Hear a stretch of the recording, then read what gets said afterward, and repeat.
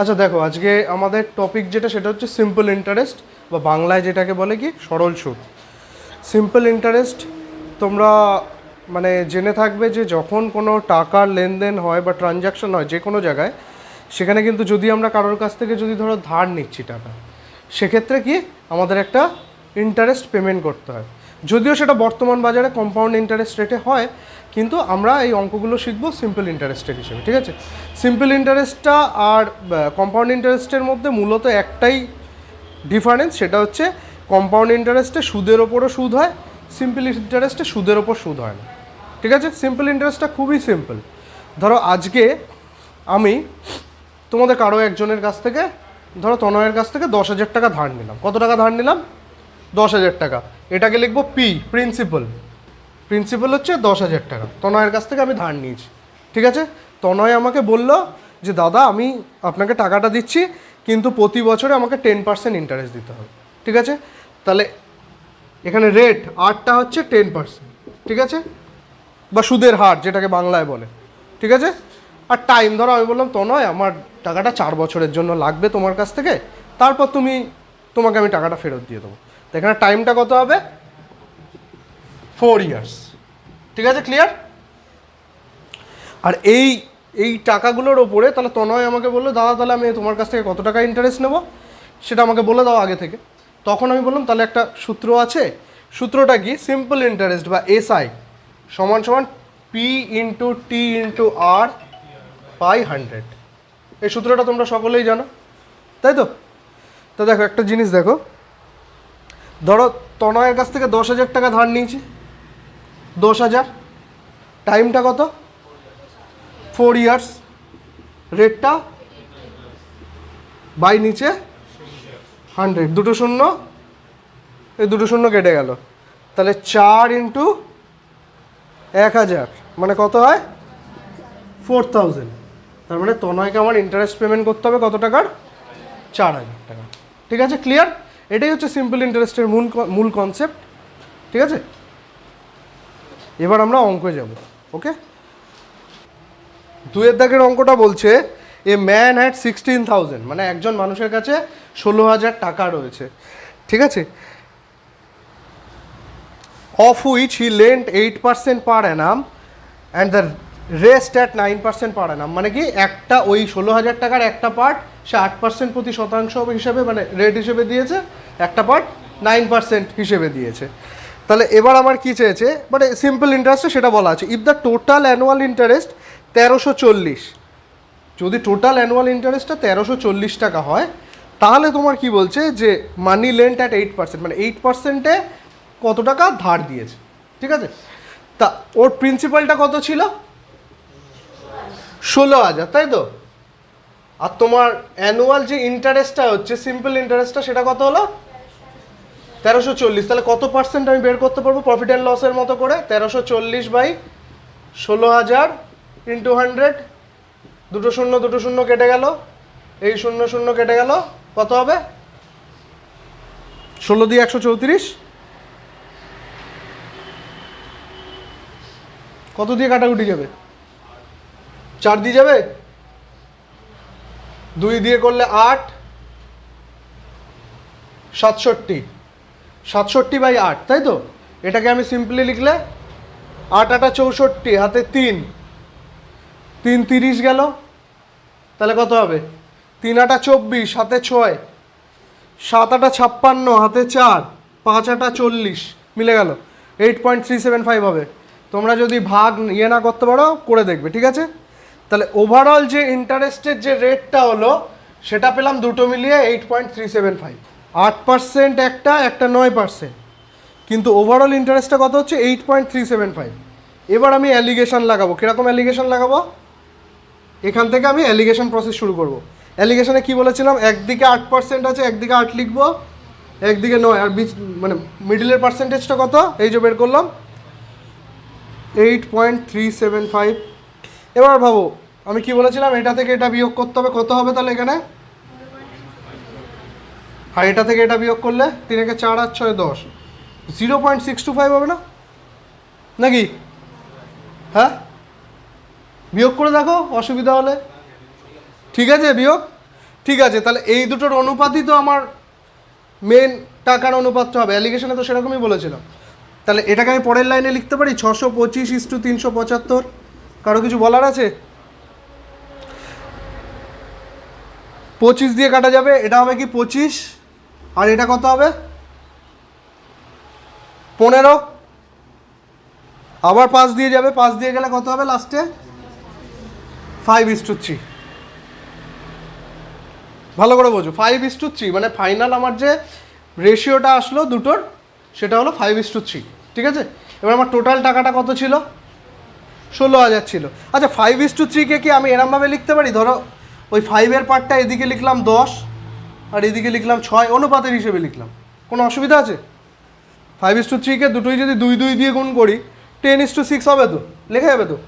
হ্যাঁ, তা আমি 10টাকে এরকম লিখে দিলাম, 10টার পোর্শনটা হচ্ছে 10,000 আর 6টার পোর্শনটা হচ্ছে 6,000।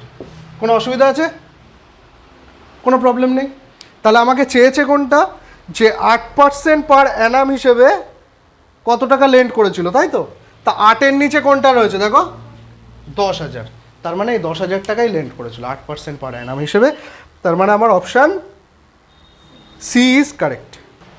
আচ্ছা 5-এর দাগের অঙ্কটা কি বলছে দেখো, বলছে a sum of money at simple interest amount to ₹2240 in 2 years. মানে 2 বছরে অ্যামাউন্টটা হচ্ছে কত, অ্যামাউন্ট ইন এটা 2 ইয়ার্সে হচ্ছে 2240 টাকা। অ্যামাউন্টস মানে কি বলো তো, অ্যামাউন্ট মানে এর মধ্যে প্রিন্সিপালও মিশে আছে এবং ইন্টারেস্টও মিশে আছে। ক্লিয়ার? আমি কি বললাম, অ্যামাউন্ট মানে হচ্ছে প্রিন্সিপালও মিশে আছে সাথে ইন্টারেস্টও মিশে আছে। ঠিক আছে, আর একটা কী বলছে, সেকেন্ড লাইনে যেটা লেখা রয়েছে অ্যান্ড ₹2600 ইন 5 ইয়ার, মানে অ্যামাউন্ট 5 বছরে হচ্ছে কত, ₹2600, তাই তো? তা এই দুটোর ডিফারেন্স কত, 2240 আর 2600, 360 টাকা। তাহলে এখানে লিখে দিলাম ডিফারেন্সটা 360 টাকা। আর এখানে বছরের ডিফারেন্সটা কত, এখানে 2 বছর, এখানে 5 বছর, তাহলে 3 ইয়ার্স, মানে 3 বছরের ইন্টারেস্ট হয়েছে 360 টাকা। প্রতি বছরে তাহলে ইন্টারেস্ট কত, ₹120, এটা পার অ্যানাম ইন্টারেস্ট, তাই তো? প্রতি বছরে 120 টাকা ইন্টারেস্ট পাচ্ছে। তাহলে আমি প্রথমটা নিয়ে এবার কাজ করবো। দেখো প্রতি বছরে যদি 120 টাকা ইন্টারেস্ট হয়, 2 বছরে কত টাকা ইন্টারেস্ট হবে, 2 বছরে 240 টাকা ইন্টারেস্ট হবে, তাই তো? Interest is equal to 240। তাহলে এখান থেকে প্রিন্সিপাল বেরোবে, কারণ এর মধ্যে তো ইন্টারেস্ট আর প্রিন্সিপাল মিশে আছে বললাম। তাহলে এটা থেকে যদি আমি 240 বাদ দিই, তাহলে প্রিন্সিপালটা কত, 2000 টাকা। ক্লিয়ার? আমাকে কি বের করতে বলেছে, দ্য সাম ইজ, সাম মানে ওই প্রিন্সিপালটাই বের করতে বলেছে, বুঝেছো? তাহলে প্রিন্সিপালটা হচ্ছে 2000 টাকা, মানে আমার অপশান বি ইজ কারেক্ট। দেখো বলছে a person invest money in 3 different scheme. ধরো 3টে স্কিম আছে, এ বি সি। এই 3টে স্কিমে একজন পার্সন, মানে একজন ভদ্রলোক, সে মানি ইনভেস্ট করছে। ওকে, ঠিক আছে। এবার কি বলছে, বলছে কি different scheme for 6 year, 10 years and 12 years. এটা টি কত, 6 বছর, এটা টি, ধরো এটা প্রথমে টি ধরলাম, টি 6, এটা 10, এটা 12, টিটা বলা আছে। এবার কি বলছে next, at 10, 12 and 15% simple interest respectively. Interest রেটটা আর সমান 10, 12, 15, এটা বলা আছে। ক্লিয়ার? আর কি বলেছে, at the completion of each scheme he gets the same interest, the ratio of investment is, প্রত্যেকটা স্কিমের শেষে ওর ইন্টারেস্টটা সমান হচ্ছে। সমান মানে কি, আইটা সমান। তা এটাই যদি ধরো তুমি, আমি ধরে নিলাম এটাই তোমার P1, P1টা কি সামটা, এটার সামটা P1, এটার সামটা P2, এটার সামটা P3। 3টে ক্ষেত্রে কি আসছে, লাস্টে ইন্টারেস্টটা সমান আসছে প্রতি বছর বলেছে তো। হ্যাঁ, তাহলে ইন্টারেস্ট বের করার সূত্র কি জেনে, I is equal to PTR/100, P1 × 6 × 10/100। তার মানে কত হবে, এটাকে লিখতে পারি 6p1/10। এটাকে কি লিখবো 12p2/10। ইন্টারেস্টগুলো বেরোচ্ছে PTR/100 সূত্রে ফেলে দিয়েছি, তাই তো, আর কিছু করিনি কিন্তু। I = PTR/100। এটাই কত বেরোবে 12 × 15 × P3/100। 12 × 15 × P3/100 এটা বেরোলো। এবার দেখো এই তিনটেরই তো অনুপাত চেয়েছে, না না সরি এই তিনটে সমান বলেছে, এই তিনটে সমান। এখান থেকে আমার অনুপাত বের করতে হবে কিসের, P1:P2:P3। আমি এইটা দেখিয়ে দিচ্ছি, এটা কিন্তু অনেক জায়গায় কাজে লাগবে, অনেক অঙ্কে, ঠিক আছে, খুব ভালোভাবে দেখবে। তা আমি এটাকে এরকম লিখতে পারি, দেখো যদি আমি এটাকে লিখি P3, এখান থেকে কি কাটা যাবে 5 3 20, 2 দিয়ে কাটলে 10 6, ঠিক আছে। এই প্রত্যেকটাকে এরমভাবে লিখবো P1 সমান, ধরো এটাকেও সিম্পল ফর্মে নিয়ে আসলাম 2 3 5, P1 বাই এরম লিখবো 5/3 লিখতে পারি। কারো কোনো অবজেকশন থাকলে বলবে। P2/5/6, P3/2 3 5, P3/5/9। কারো কোনো অবজেকশন আছে বলো? ঠিক লিখেছি?